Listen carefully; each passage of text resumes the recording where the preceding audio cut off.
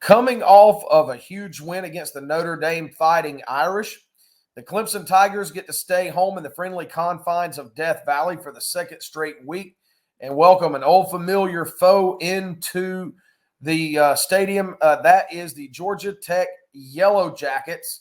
And for better or for worse, guys, this is always one of the more fun games on the calendar every year. And Griffin, I'm dating myself here. You may be a little too young to remember this. I know Clifton and I do, but playing Georgia Tech used to not be a very fun proposition back in the days of the triple option and a certain receiver that they called Megatron.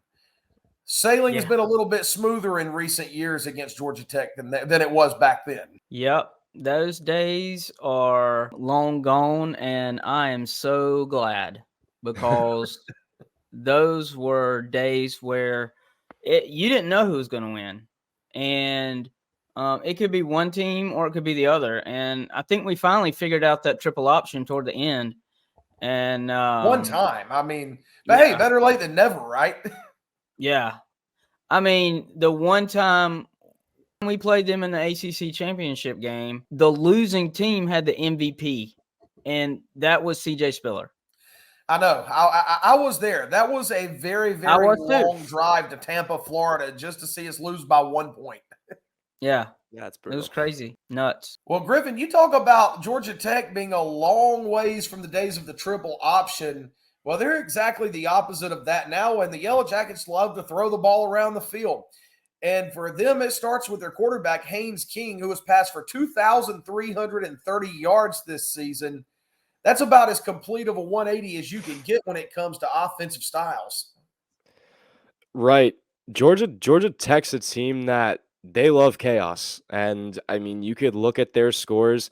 They love high-scoring games. They've scored 40-plus points in the last 2 games. And it all starts with Haynes King, and he does a great job. I think he was with Texas A&M last year. He's good with his arm. He's good with his legs, too. He scored a touchdown last week. 30, I think it was 30-plus yard rushing touchdown. So if it starts with that guy for Georgia Tech, if Clemson are going to find success, it's going to be with containing him. And being a dual-threat quarterback, it's very tough to do so. Yeah, I haven't really watched much Georgia Tech this year, but that many passing yards. And I did watch – the one game I did watch of Georgia Tech was the Miami game. And yes, he can run and he can pass. And so that is one thing we need to be concerned about. Clifton, you and I were watching the end of that Georgia Tech-Miami game together, and we were cheering our asses off at the time because we thought that Georgia Tech had tenderized Miami for us a little bit, but well, little did we know, just pissed them off. Yeah, it sure did. That was crazy. But this is coming in. Look at Georgia Tech. They're coming into this ball game. They're 5-4, and that doesn't just jump out of off the page at you. But this is a team that they're a dangerous unit, and they've got some playmakers. You say they're 5-4. Well, look at the Tigers. We're 5-4 too. And so something's got to give on Saturday afternoon. It is a 12 noon kickoff. And I think we've reached the point where we have to be almost accustomed to either those or 3:30s from here on out, at least this year. But it's not just Haynes King at quarterback. You've got Jamal Haynes at running back, who's rushed for 664 yards. Their leading receiver, Eric Singleton Jr., is at 552 yards receiving. These are guys that can make plays happen and go get the ball and house it. So there's a lot to be mindful of if you're the Clemson defense. But like we saw against Notre Dame, I think we're in a situation now where you feel confident about that unit to go out there and get stops against even the best playmakers. Especially defensively, Clemson, if Clemson are going to win this game, they are just going to need to play their game and their game only. If the only way Georgia Tech will win this game is if they turn the game into a shootout. And they have done that a lot across, their whole season. I think, they're I believe, third in total points, and they've averaged 33 points a game. Their defense, though, is where Clemson can find an opening, especially when it comes to Phil Maffa, because Georgia Tech are last in rushing defense. They give up 220 rushing yards a game. So whether it be Shipley back, whether it be Phil Maffa's back, which, I'd hope for Maffa to be back, especially, because he's the hot hand. If it ain't broke, don't fix it. that's where you're going to find success. But you have to contain this Georgia Tech offense. It's kind of like lightning in a bottle. If you let it explode, you're kind of in for a bad time. But I think with it being at home, with Clemson's defense coming off of a huge win, and Phil Maffa against a brutal Georgia Tech rush defense, things might be a little bit more optimistic than they were last week when you're looking at this team. Yeah, I agree. I mean, I think our defense has to play like they've been playing all year. Yeah. And really, I think we might have to have some type of spy on the quarterback, maybe, since he can take off and run. I mean, I'm pretty sure they did that with Hartman too, because he surprised me, and because I didn't know he could run so well. And when he ran for that touchdown last week, it surprised me. So if Haynes King can do the same thing, and then yeah, we definitely need to have a spy on him. And when it comes to the offense, yeah, I think we need to stay with the hot hand and run Phil Maffa or Shipley or both of them. But I also think we need to get back to a little bit of the passing game too, to show that we're not just one-sided offense. We can be balanced. I definitely think we need to have a little bit of balance as well. So yeah. Hey guys, one thought about the defense, and I'm just going to throw this out there, see what you think. But this is one of those games where Griffin, like you said, Georgia Tech thrives on chaos. They want to get you into a shootout, and if you let them get you into a high-scoring game, and that's where things can go south for you, as Miami found out and other teams along the way. If it were me and I was in Wes Goodwin's shoes, I would come out on the first drive that Georgia Tech had the football, and I would unleash holy hell against their offensive line. I would send everybody I had. If they hit a big play, so be it, they hit one. But I would come out and try to put my foot on their throats early, send blitzes, try to get Haynes King on the run, and if I could, plant him into the Death Valley turf several times and make him lose that will to get up and keep going. Especially at home as well, it's huge. As if you stifle that first drive, and Clemson did that to an extent with Notre Dame. Obviously, Estime had 2 big runs and then they stopped him for a field goal. It gets the crowd going. So, you get a sack on the first drive, force them to punt. Clemson has a phenomenal chance of winning that game. You just have to take Georgia Tech out of the game as fast as you can and make sure that you have a good enough lead for if they do have any, late game surge, you have enough points to kind of cushion it, and the defense will kind of clutch up itself and, try to stifle Haynes King in this whole Georgia Tech wacky offense that's known for putting big points up. Yeah, I totally agree with what you said, Garrett. I think we need to blitz the freaking hell out of them on that first drive, and get the crowd into it. And if we can do that, like Griffin said, if the crowd's behind you in Death Valley like it was last week at Notre Dame, we're winning that ball game.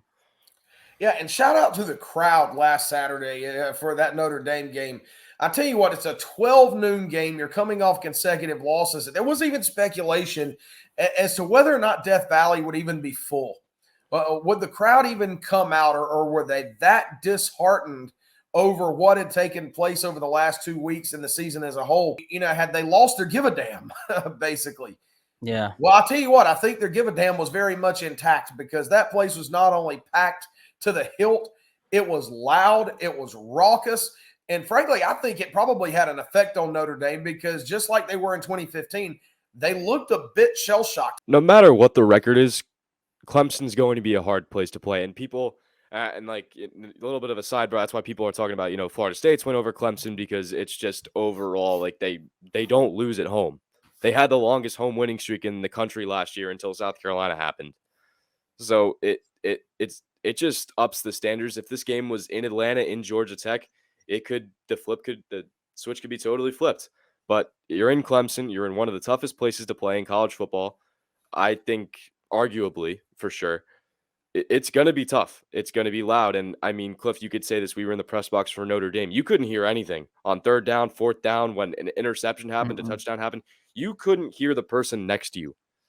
Nope. It I just couldn't. Clemson fans showed out, and they most likely will show out again for if another win happens, it will next week for sure. You'll have people there. Yeah. Well, if you were there 45 minutes before the game or in the press box 45 to 30 minutes before the game, I didn't think it was going to be like that because those I agree. stands were almost empty. Like all those people got in there within the last, I would say, 20 minutes.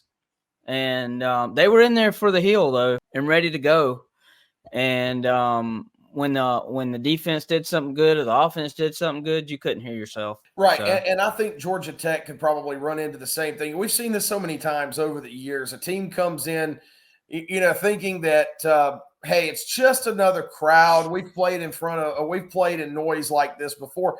And that's all well and good. It's kind of along the same analogy that Mike Tyson once said, everybody's got a plan until you get punched in the mouth. Well, everybody thinks it's just a regular, ordinary run-of-the-mill Saturday afternoon college football crowd until you get down there and you've got 83,000 fans bombarding you with 120 decibels. Death Valley is still, for my money, the most intimidating atmosphere in college football when it's a big game and that place is rocking. And you know what? I think it can come into play on Saturday. It's a team that's a Clemson team that's riding high with a world of confidence right now. The crowd and the fans are all juiced up, and they're going to come with that extra energy and emotion once again. I tell you what, I think when you add it all up, Griffin, I agree with you. I just think it's too much for Georgia Tech to overcome in the long run when you counter a Clemson offense that's starting to run the ball with authority, a defense that's teeing off, and a rabid crowd that has finally got that taste of winning back in their mouth. I agree with that. That it's what has to happen, but for Clemson as well, you have to put the win against Notre Dame in the hindsights and focus on this game. You have to basically play in the first half, how you played against Notre Dame, which was, stop the offense that is very deadly at times, pull a turnover or two and let the offense roll by itself, especially special teams too. I think that's huge as well. You didn't see any problems on special teams. You didn't see any problems turnover wise, except towards the end of the game. You basically have to play like that. You have to play your own game. You have to stay in front, and you have to let the defense do the job while the offense just continues to cushion a lead. Yeah. Yep. I think the defenses and I think special teams are going to win this ball game, and I think the offense will score enough points because the defense is turning the ball over. If we can do that like we did last game, and I'm going to say it again, I think Haynes King will have a INT. I think we'll get him with at least one, and maybe have a fumble from the running back or something like that. But I think we get at least 2 turnovers, and but we have to win the turnover margin. I said this before, and I'll say it again. If we lose the turnover margin, I don't think this team has proven that they can't overcome the turnover margin. And so we have to win that. Yeah, there's no doubt about it, guys. And, while we're talking about the defense, and I agree, the defense is going to play a huge factor in this ball game. But against a quarterback like Haynes King and an offense that Georgia Tech runs, where coming in, they're going to sling it around the field. They're going to try to generate that chaos and get guys in space. That's where the secondary is going to come in big. And it's been one of the best units on this team all season long. Even to the point that last week, against what I consider a far superior opponent in Notre Dame than Georgia Tech is, you had your second and third string guys filling in. Nate Wiggins didn't start. Sheridan Jones was out. Look, you substitute a guy like Kylon Griffin in there, and the first time he sees meaningful action as a true freshman, all he does is intercept the ball that seals the game, helps you seal the game at the end. Look, this is a Clemson secondary that I think is easily the best in the ACC. I think it's probably a top 4 or 5 unit in the country. And I'm just not sure that with the pressure that the defensive line is going to be bringing, that it's enough that Georgia Tech's going to have any room to breathe there on the back end trying to throw the ball. Especially for these freshmen, as long as you focus on this game and this game only, because Notre Dame's a huge environment. They're a top 15 team, and, all the nerves and the adrenaline are there. As long as you're focusing on this game, and if you were at the press conference Saturday, Dabo Swinney was raving about Kylon Griffin and Aviarion Terrell. they're just guys that have the talent, and as long as you give them the snaps and you give them the minutes, they're going to turn out to be great players in the next few years. But as long as Clemson eliminates the big play factor, which they have done a solid job for the most part. Notre Dame, every here and there, they gave away a big play, which was, I think, some of the most that I've seen all season. As long as they let go of the big play and, have to make Georgia Tech play traditional football that aren't like, 20, 30-yard touchdown scores, I think you're looking at a positive Clemson game and a potential Clemson win that has a better chance than compared to a shootout that chaotic Georgia Tech loves to play. Yeah, I pray that this isn't a shootout because I don't think we can win a shootout. Yeah. But I did see the line is 18. They got us winning by 18 points. And, that's a lot. That's a lot of points. And, I mean, I could see us winning by maybe 10 or 12, maybe, a touchdown and a field goal. But if we play like we did in the first half of the Notre Dame game, I don't see Georgia Tech coming back from that. All right. Well, we've talked about Georgia Tech having a porous rushing defense. They allow 220 rushing yards per game. It's bare bottom in the ACC. And we know how good the Clemson back end of the defense and the secondary is against a team that loves to air it out like the Georgia Tech offense does. So, as we wrap up breaking this game down and talking about this game, what are some additional keys that Clemson has to do in order to come away with a win? Some of that under the radar stuff that it's easy to overlook or not think about, but it's going to play a big part and a big role in the outcome on Saturday. I think the biggest thing is just the turnovers. I think you got to limit them, and a Georgia Tech defense that, they do pick the ball off. They do force the turnovers. You just have to play your own game. You can't let Cade make silly throws that are right to a Georgia Tech defender. And I mean, the same goes on the running back side. Yes, Phil Moffitt had a great game, but he did fumble. I don't know if Shipley will be back, if he's 100% or not. You never know with him. He's coughed the ball up sometimes this season as well. You just can't make those dumb plays. You really can't. And Clemson played an incredible game last week. And, there were some plays that, had us gasping, especially, when Cade tried tossing the ball to Phil Moffitt off a hesitation, lost the football. You can't have any plays like that and completely shift the momentum, because as soon as the game shifts in the Georgia Tech's favor, it's stressful. That it will be a stressful game. So as long as Clemson doesn't do that, turn the ball over, huge. I think you're looking at a game that, as long as there's no problems on that side, Clemson will have a better shot of winning that game than a game filled with turnovers and a shootout. Yeah, I think if we can do that, our defense will take over the game. Yeah, and win it for us. Yeah, and I'll throw this in here as a key to this game, and we talked about it while we were breaking down the win over Notre Dame, and that's the continuity on the offensive line.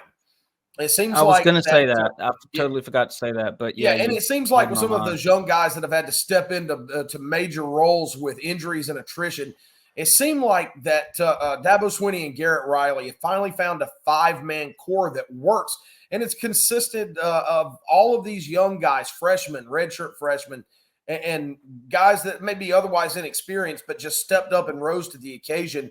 And it proved to be a really, really good working unit against Notre Dame. And so I think if you can keep that continuity intact going into this week, Phil Moffitt should have another big game. I think that kickstarts the offense again.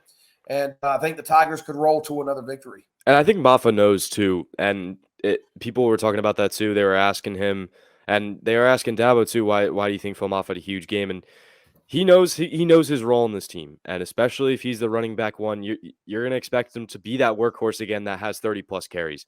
As long as the offensive line takes it, and it's against a Georgia Tech rush defense that, trust me, is not as good as Notre Dame's, I think that Phil Moffitt has another great game, and he continues this hot streak. Yeah, I have a question for y'all. Do y'all think going forward that we are going to have to rush the ball 36 times to win a ball game? No. I don't think so. I don't think 36 times a game necessarily, but I think establishing the run, if we can establish the run early, then I do think it opens things up for the passing game, and it makes things a little easier for Cade and takes a little bit of the onus off of his shoulders.